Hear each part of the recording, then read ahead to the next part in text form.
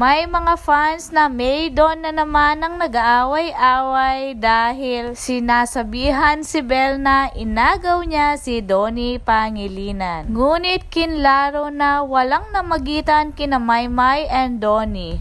At very good friends sila ni Belle at tawag pa nga ni Maymay kay Belle ay ganda. At nung nga nag-perform sa ASA pang Don Belle, talagang sumigaw si Maymay na Don Belle, Don Belle. At si Maymay ngayon ay masaya na siya sa kanyang boyfriend. At nung may pandemic pa nga na may picture sila with Darla. Kaya wag nang i-bash ang dalawa dahil magkakaibigan sila. At napakagaling nilang dalawa at napakaganda ng resulta ng kanilang sinayaw. At ang mga picture na naglabasan sa Milan na kasama si Maymay and Belle ay napakasweet nilang dalawa. Nagkaroon pa si Maymay ng live at kasama niya pang nagbisaya si Belle.